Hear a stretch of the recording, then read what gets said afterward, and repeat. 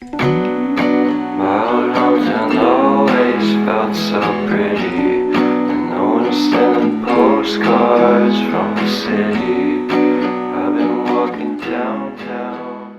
З чого все почалось? Десь зараз. І все. І з того часу я і цей ненормальний творимо клуб разом. Вот у нас это началось почти так же. Я, конечно, не Бог, но все. Той, хто не створює, знищує. Психологія малолітніх злочинців. Десь рік тому до мене прийшло таке уявне, ніде не сказане в нормальних словах вустами усвідомлення того, що я все ж таки хочу створювати. Я не розумів, що створювати, навіщо і як, але створювати. В групі, в якій я знаходжусь, прийшло величезне повідомлення, просто громенне. Я дивлюсь, думаю, боже, що за безумець написав? Чого так багато букв?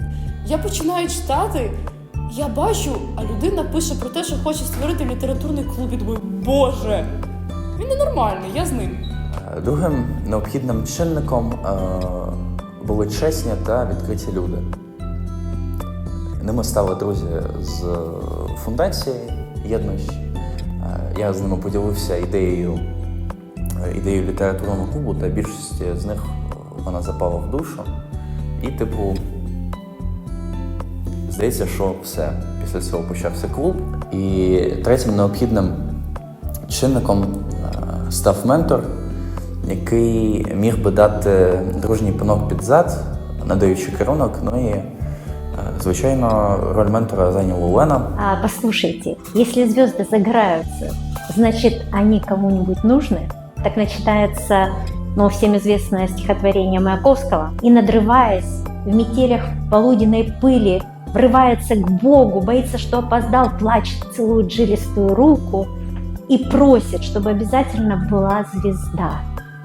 Вот у нас это началось почти так же. Я, конечно, не Бог, но все остальное почти все о нас. В мою жизнь ворвался Жора. Он сказал, что у него есть мечта – создать литературный клуб.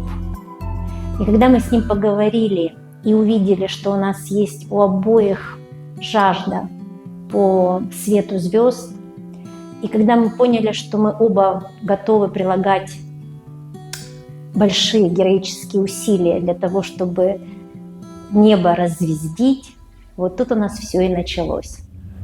Це ще не все, тому що після того, як ми всі зібралися, здається, усі три чинники, все в одному приміщенні, і клуб має початися, ми ще декілька місяців страждали над ідеєю, над місією, над тим, навіщо ми тут взагалі сидимо. На першому засіданні я вперше окреслила місію, яка, мені здається, стала однією з провідних – зробити глобальний щолк в головах якомога більшої кількості людей. Але ми вистраждали цю назву, наші заповіді, і тоді вже клуб насправді почав жити. І ми загорілися більшою метою, ніж просто почитати вірші одне для одного. Завдяки тому, що у нас є ментор, є учасники, є мета, є ціль, ми керуємося якимись сенсами. І ми творимо щось, що, на нашу думку, справді дуже важливе для майбутнього, і я не збираюсь спинятись. І як я колись вже сказала цьому ж своєму другу, я просто уб'юсь, умру, але клуб помре тільки після того, як помру я. Все. Better this I always try to fit in. When they consume my head, I hate this feeling. 20 квітня, 15:51, і це шоу «Як ми обирали назву» з Леонідом Каневським. Ми сиділи якогось там травня і обрали. Ми називаємося «Глобальний щолк».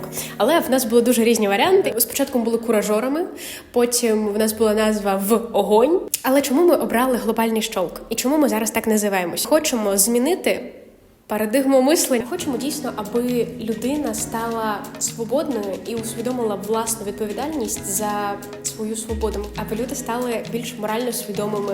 І також ми хочемо зробити так, аби привнести більше світла. Ми хочемо зробити цивілізацію дружби. From the day we met, I will be with you. The first time you said that you loved me. Ти повинен отак жити, щоб створити новий світ.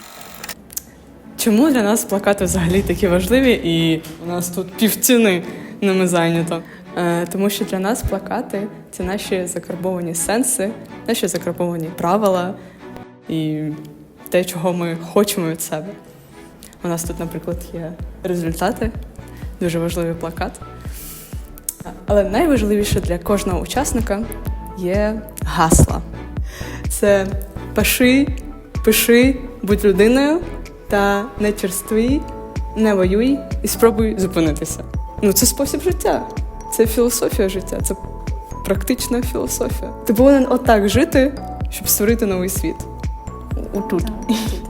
Отут наші важливі подарунки від нашого прекрасного друга Ніко, яка зараз в Англії. Благословіть всіх дивних людей, поетів і митців, письменників і авторів музики, мрійників і аутсайдерів, так дякую, за їх силу бачити світ інакше. Ми диваки. Так. For it now, since it will take some time, but it's what it's all about. Еще чуть-чуть. Да, вот так. Ну, мое левее. Тому що це дуже великий процес, і процес створення краси, і я просто відчуваю, що не можу не бути в цьому процесі. І просто хочеться стільки віддавати, наскільки це можливо, бо це єдиний правильний путь, мені здається. Тому що це не тільки про працю, яку ти даєш фізично, тому що це праця про себе,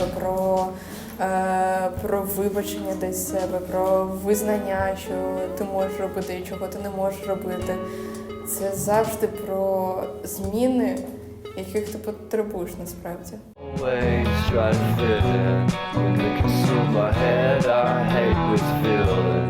I wanna be a pack. Творити по-справжньому, а не щоб навчитися писати і по-справжньому навчитися малювати.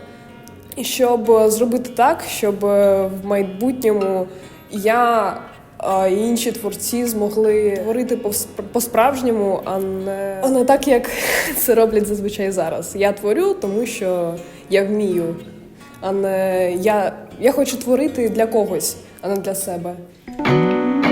My old hometown always felt so pretty. And no one was sending postcards from the city.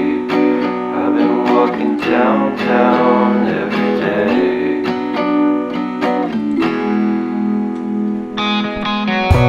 In spite of this, I always Чому ти в клубі? Заново. У меня там начало. Я просто умрусь. Извините, что помешал.